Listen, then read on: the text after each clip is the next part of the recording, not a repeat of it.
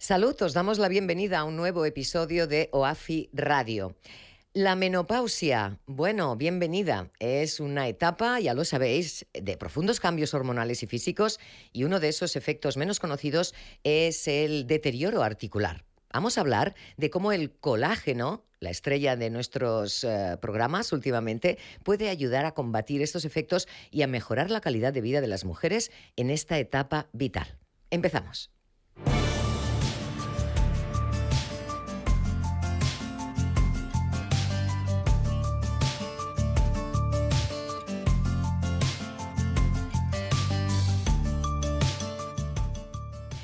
Bueno, pues os damos la bienvenida desde los estudios de Barcelona Media Hub, desde el podcast que tienes en YouTube y puedes visitar una y otra vez para repasar los temas tan interesantes que tocamos. Ya sabes que estamos haciendo una serie de monográficos sobre el colágeno y hoy nos toca la parte más interesante para las mujeres en esa etapa tan importante de la vida. Porque ¿sabías que en la menopausia, durante ella, podemos perder hasta el 30% de nuestro colágeno, si no me equivoco, y si no, los expertos que tenemos hoy en la mesa me van a corregir? Es ese componente esencial que mantiene nuestras articulaciones flexibles y resistentes. En esta etapa de la vida, como es la menopausia, donde los cambios hormonales transforman nuestro cuerpo radicalmente, muchas mujeres experimentan un dolor articular mucho más intenso que limita nuestra movilidad, la calidad de vida, llegando a desarrollar en algunos casos patologías osteoarticulares como la osteoporosis. Entonces, una dieta saludable, rica en nutrientes como la vitamina D, es clave. Pero ¿y el colágeno? ¿Qué pasa con el colágeno? ¿Nos puede ayudar? ¿Debemos empezar a suplementarnos con colágeno? Bueno, pues ya sabéis que a través de estos monográficos dedicados al colágeno estamos descubriendo cómo esta proteína puede ser nuestra mejor aliada para cuidar de nuestras articulaciones. Y en este capítulo de hoy, junto a la doctora María Asunción Peiré García, doctora cum laude en Medicina y Cirugía, abogada y farmacóloga pediátrica, vamos a descubrir el papel del colágeno durante la menopausia y su rol fundamental para cuidar de nuestras articulaciones. Tenemos también con nosotros al doctor Vergés, que está entrando en estos momentos precisos en el estudio. Mientras tanto, vamos a dar la bienvenida a María Asunción Peiré García. Muchas gracias por estar hoy con nosotros. Muchísimas gracias, Che, por la invitación. Bueno, pues esos sofocos, esas alteraciones del sueño, entre otras muchas cosas, suelen dejar en segundo plano un componente vital, nuestra salud articular, ¿verdad? Que se vuelve todavía más importante con la aceleración de la pérdida de colágeno que vivimos durante esta etapa. Vamos a aprender, doctora, sobre las claves sobre cómo cuidar nuestras articulaciones durante esta etapa de la menopausia y el rol del colágeno. Para empezar, ya lo sabemos, ya sabemos qué es la menopausia, pero en cualquier caso vamos a introducir un poco el tema, entender esas tipo de transformaciones hormonales que conlleva y qué relación existe entre ese descenso de estrógenos, el deterioro osteoarticular. Vamos a entrar de lleno en el tema. Fenomenal. Lo primero que tenemos que hacer es definir qué es la menopausia. Evidentemente, es una situación fisiológica caracterizada por la pérdida de la menstruación durante 12 meses. Por tanto, muchas pacientes que me vienen y me dicen, bueno, estoy en menopausia, hace 3 meses que no tengo la regla. No, no estás en menopausia, estás en perimenopausia. Y esto es una etapa muy importante de la vida. ¿Por qué? Porque hay un cese de la función ovárica de tal manera que no se producen estrógenos, estradiol, de manera cíclica. ¿Quién toma el relevo? La estrona. La estrona es otro tipo de estrógeno que se produce en el hígado o en el tejido graso, pero no es cíclica. La estrona es continua. Y esto nos va a determinar una vulnerabilidad a cáncer, enfermedades osteoarticulares, enfermedades cardiovasculares o incluso deterioro cognitivo. ¿Y todo por qué? Porque no tenemos estrógenos pulsátiles. Y eso es muy importante entenderlo, porque siempre pensamos que en la menopausia hay un déficit de estrógenos. Cierto, pero lo que hay es una dominancia de estrona sobre una falta de progesterona. Y siempre hablamos de estrógenos y, pobrecitos, no hablamos nada de progesterona. Ajá. Lo que tenemos en menopausia es justamente una falta de progesterona con una dominancia estrogénica que no viene del ovario, sino que viene de la grasa, que es la estrona. Y aquí tenemos el problema. Son estrógenos que no nos interesan, que tienen riesgos, y justamente la falta de estradiol es lo que va a dañar nuestros huesos y nuestras articulaciones. Bueno, Claro. pues ahí está, hay un dato muy, muy importante, ¿verdad, doctor? Porque hemos estado tratando el tema y hasta ahora yo misma, por ejemplo, no sabía que está esa estrona que parece ser la protagonista, ¿no? Efectivamente, y claro, la falta de estrógenos es lo que va a determinar nuestra falta de colágeno. Como bien decías al principio, se pierde hasta un 30% de colágeno. Y el colágeno no es solamente piel. El colágeno es hueso, articulación, tendón, músculos y no lo olvidemos, vasos sanguíneos. ¿Cuántos infartos, cuántos aneurismas estamos viendo por debilidad de la pared vascular? Pues precisamente porque ese organismo o no asimila el colágeno o no está bien suplementado con colágeno. Y aquí vamos a dar respuesta a una pregunta.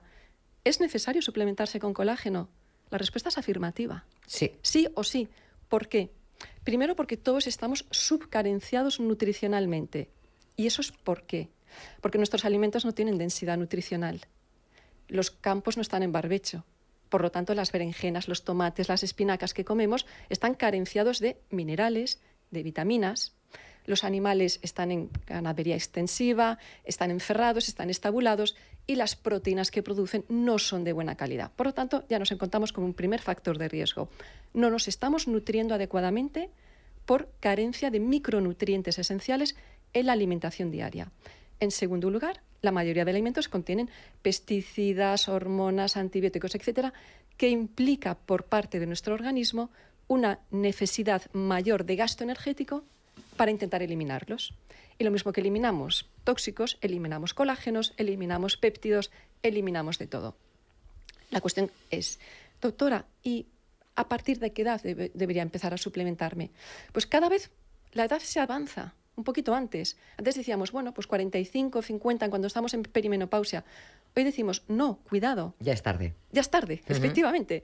35 sería una buena edad, primero porque la piel lo va a agradecer, las articulaciones, pero sobre todo los huesos.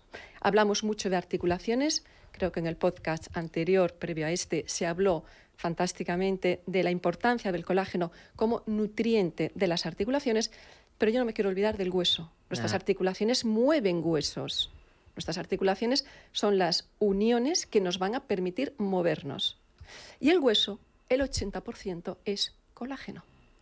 Ahí está. La verdad es que la pérdida ósea Sí. puede alcanzar hasta un 20% en los 5 a 7 años posteriores a la menopausia, ¿no, doctora? Efectivamente. Entonces, yo a mis pacientes les explico de qué te sirve tener un hueso muy bien mineralizado y muy fuerte si este hueso es frágil. Entonces les pongo un ejemplo muy sencillo. Les digo, mira, esto es como tener un jarrón chino de porcelana. Si se te cae al suelo, se rompe. Pero ahora imagínate que tú fabricas un jarrón chino y al mismo tiempo el alfarero le pone silicona. Aparentemente es un jarrón precioso, porcelana, fuerte. Pero si se cae al suelo, el jarrón va a rebotar.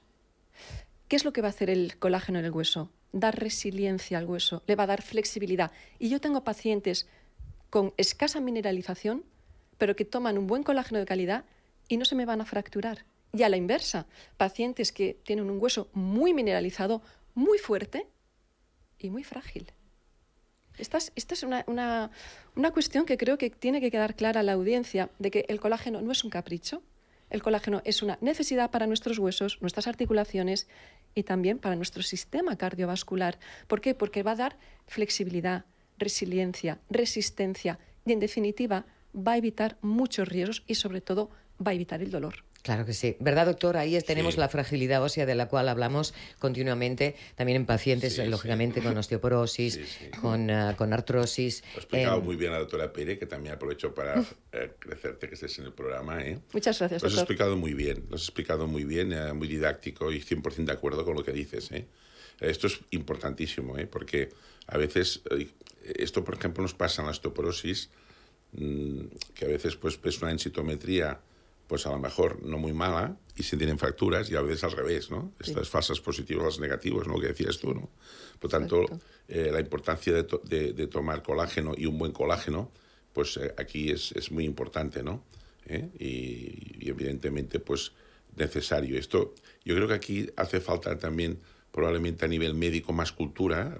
Creo que entre compañeros y compañeras creo que hace falta, Sí. ¿me entiendes? El colágeno siempre se ha estudiado como una cosa extra, ¿no? Y realmente ha habido se ha estudiado poco, ¿sabes qué te quiero decir? Y falta a veces, te encuentras a veces a un compañero o una compañera con la resiliencia, ¿no? En el sentido de decir, oye, ¿esto qué es decir? Bueno, tómelo por si acaso, pero y realmente hay evidencia científica.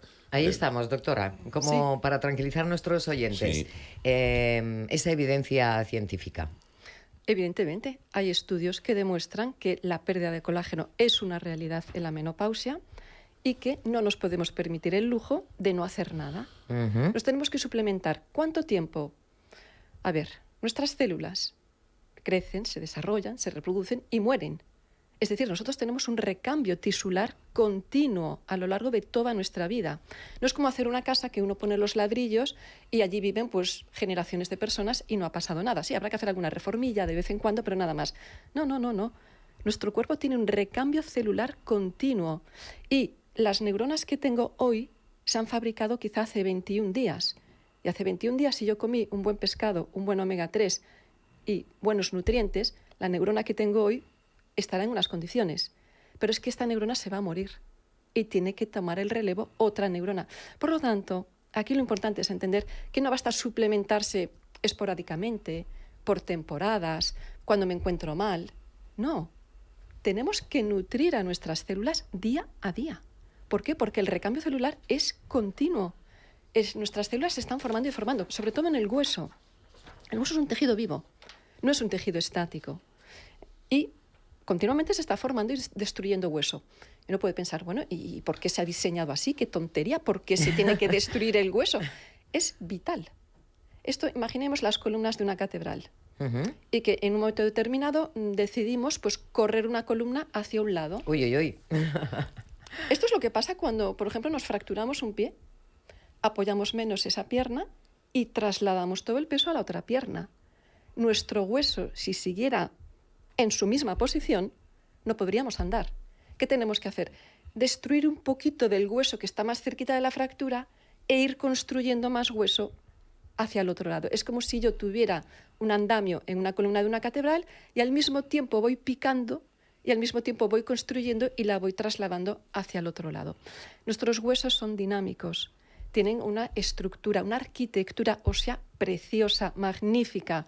Y esta arquitectura la tenemos que cuidar manteniendo un peso equilibrado, dándole nutrientes al hueso y una actividad física. Y hablamos de actividad física. Sí, que no estamos hablando de ese deporte machacón. Ni de deporte. Primero porque el exceso de deporte conlleva un aumento de cortisol. Nada interesante en menopausia. ¿Por qué? Porque nos va a volver locas. Nos va a volver locas. El cortisol da deterioro cognitivo, resistencia insulínica, aumento de peso, etcétera, etcétera. Entonces, esa actividad física, ¿hasta qué punto es recomendable? Caminar 1 hora al día. Bien. Nadar. ¿Y el ejercicio de fuerza del cual se habla tanto actualmente que nos recomiendan todos los médicos? Ejercicio de fuerza en personas que necesitan, porque tienen una masa muscular muy debilitada. De acuerdo. Con tonificación suave. Pero personas que yo veo que se machacan en un gimnasio, las veo al cabo de 4 meses con sobrepeso, estrés, falta de sueño y que el objetivo que era ganar salud, no solamente no lo han cumplido, sino que han empeorado su salud por no tener una adecuada orientación con un entrenador, etcétera, etcétera. Bueno, y está el estado mental también, la frustración que te provoca el hecho de haber estado trabajando tanto con un objetivo. Parece ser que igual no lo estamos haciendo bien. No, algo pasa. Bien. Algo pasa. Ahí, doctora, el sentido común juega un papel bastante importante, pero no lo podemos dejar solo en manos de nuestro propio sentido común, sino que tenemos que ponernos en manos de especialistas que nos puedan guiar. Efectivamente. Sobre todo en etapas como la menopausia. Efectivamente, está muy bien doctor Google, pero también está muy bien acudir al doctor, acudir al nutricionista, acudir al fisioterapeuta que nos oriente qué actividad física nos conviene, porque genéticamente no todos estamos preparados para cualquier actividad física. ¿Qué nutrición? Aquí tenemos que hablar de, evidentemente, dieta mediterránea, también caldos de hueso, que también tienen colágeno, y sí, suplementarnos. No es una necesidad, perdón, no es un capricho, es una necesidad. el suplementarnos. Ese colágeno y esa suplementación también va acompañada de otros tipos de nutrientes, por decirlo de alguna manera. La vitamina C, que hemos hablado mucho también, el zinc, el magnesio, que lo consumimos mucho también a partir de estas etapas, como es la menopausia. Estos son cofactores esenciales en la síntesis del colágeno, ¿no? El colágeno no va solo. Efectivamente, el colágeno va él y sus acompañantes. Y necesitamos, como bien dices, vitamina C porque promueve la síntesis de colágeno, zinc porque también ayuda a nivel de mucosas, a nivel de articulaciones. Importantísimo la vitamina D, porque lo que tenemos que hacer es que todo el calcio que anda por ahí suelto en articulaciones, en vasos sanguíneos o en otros órganos, pueda volver a introducirse en el hueso. Porque pensamos que a partir de los 33 años ya el calcio ya al hueso no va, ya no se absorbe tanto y todo ese calcio de más que consumamos se va a depositar extraóseamente, es decir, en articulaciones, produciendo dolor, en vasos sanguíneos, produciendo calcificaciones, etcétera, etcétera. Y muy importante, el disolvente del calcio que está incrustado en los vasos sanguíneos o en las articulaciones.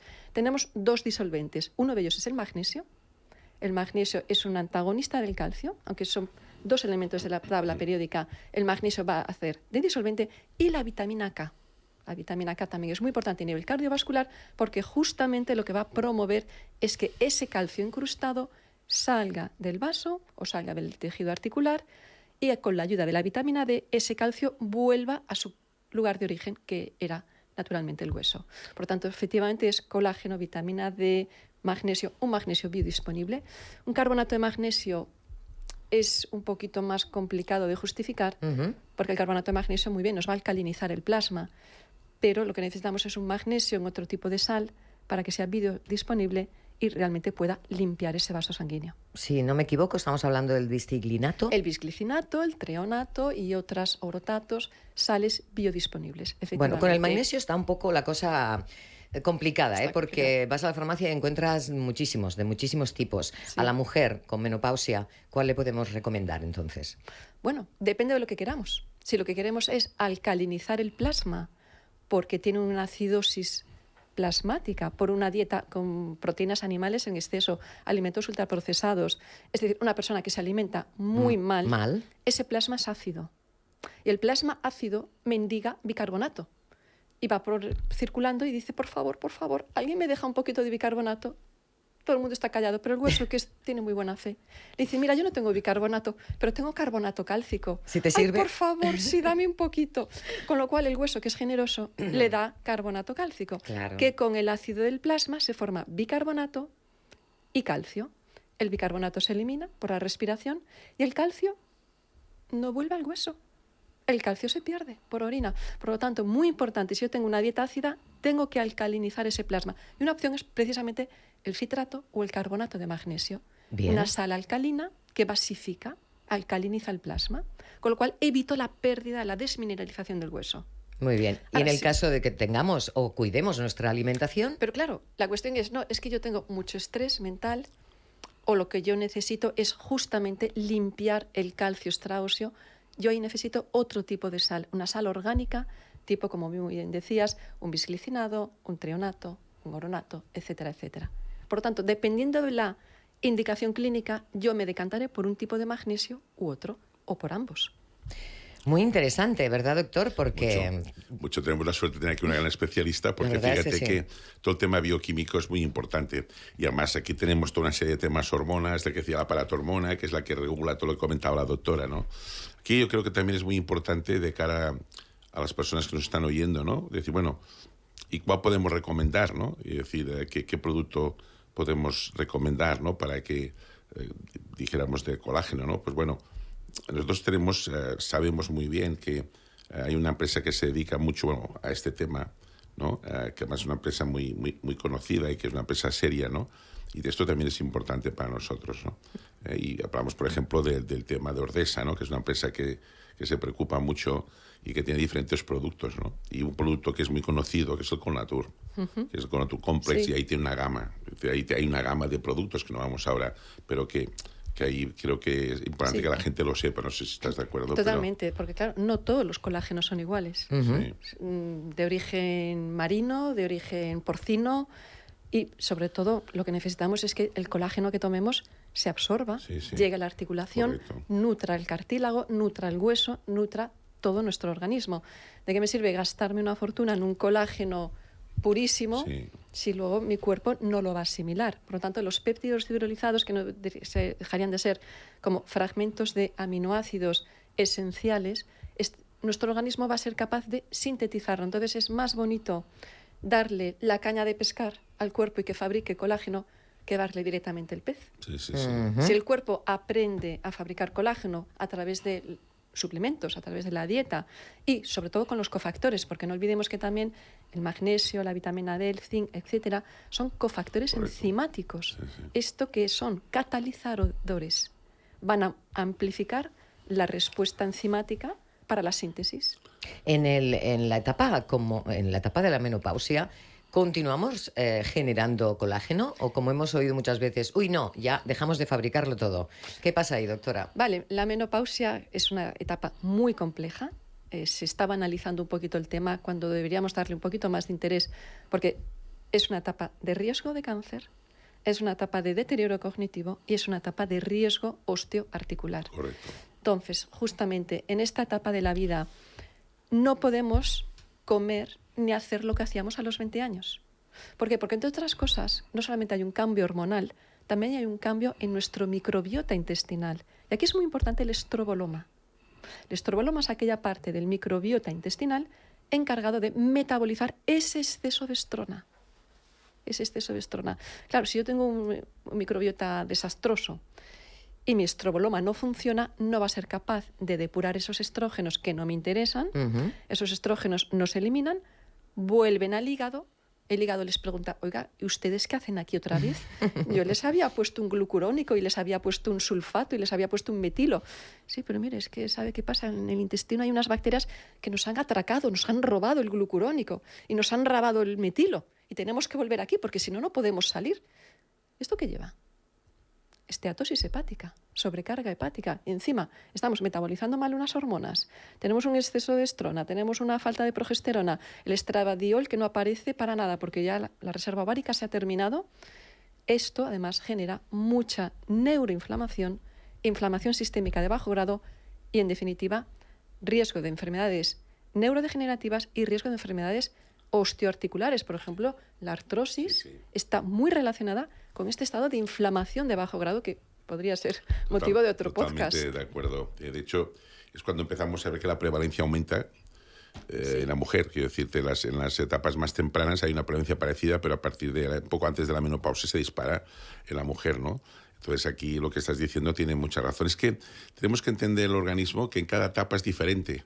O sea, de cada etapa, incluso hasta cuando te vuelves mayor, ¿no? También podríamos hablar, por ejemplo, que incluso en gente mayor hay un déficit de glicosaminoglicanos y hay un déficit de colágeno.